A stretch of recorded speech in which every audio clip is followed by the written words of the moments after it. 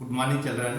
ఈరోజు మనం సింపుల్ ఇంట్రెస్ట్కి సంబంధించి మరో లెక్కను చక్కగా చేద్దాం. చూడండి, సంవత్సరానికి ఏ బారు వడ్డీ రేటు ప్రకారము 21,000ను 3 సంవత్సరాలలో 25,200 రూపాయలు అవుతుంది. At what rate of interest per annum will 21,000 rupees to a total of 25,200 in 3 years? ఇది లెక్క. దీనికి జవాబులు చూడండి. ఏ 8%, బి 7.1/3%, 6%, and D 6.2/3%, 2/3%. ఏంటి ఇక్కడ ఇచ్చాడు మనకి? సంవత్సరానికి ఏ బారు వడ్డీ రేటు ప్రకారము 21,000 రూపాయలు ఇచ్చాడట. అది 3 సంవత్సరాలలో 25,200 రూపాయలు అయిందట. ఇక్కడ ఏం కొనుక్కోమంటున్నానంటే ఏ పర్సెంట్ వడ్డీ రేటు ఎంత అని మనకి ఏమేమి ఇచ్చాడో చూద్దాం. అసలు దీన్నే ప్రిన్సిపల్ అమౌంట్ అంటారు. పి మనకి 21,000 రూపాయలు ఇచ్చాడు.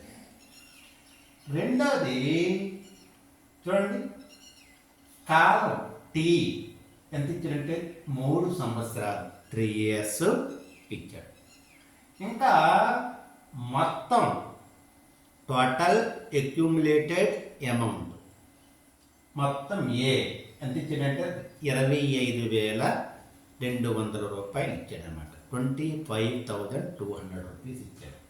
ఇక్కడ ఏం కొనుక్కోమంటున్నాడు? వడ్డీ రేటు. సంవత్సరానికి వడ్డీ rate, rate of interest per year are rate of interest per Yanam ఎంత అడుగుతుంది. మనకి ఈ రేట్ ఆఫ్ ఇంట్రెస్ట్ కొనుక్కోవడానికి R = 100 × I/P × T. ఓకే, ఇక్కడ మనకి P ఉంది, ప్రిన్సిపల్ అమౌంట్ ఉంది, టైము T ఉంది. కానీ ఇక్కడ మనకి ఇంట్రెస్ట్ అనేది లేదు. కానీ ఈ ఇంట్రెస్ట్ అనేది మనం రాబెట్టుకోవచ్చు అంటే మనకి అసలు అంటే total accumulated amount equal to అసలు ప్లస్ వడ్డీ, ప్రిన్సిపల్ ప్లస్ ఇంట్రెస్ట్ అన్నమాట. దీన్ని ఏం చేస్తారంటే అడిగితే రాసుకుంటాను. P + I = A. ఇక్కడ P ఈ ప్రిన్సిపల్ అమౌంట్ అనేది ఏం చేస్తుంది? ఎడిషన్ చేస్తుంది. ఈక్వల్ అవతల తీసుకుపోతే సబ్ట్రాక్షన్ చేస్తుంది. సో I =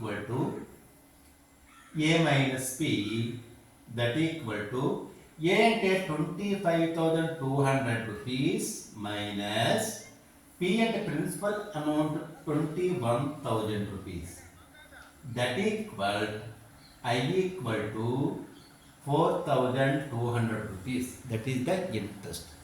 So మనకి we have interest and the principal amount and time. Now we have to calculate the rate of interest per annum. R = 100 ×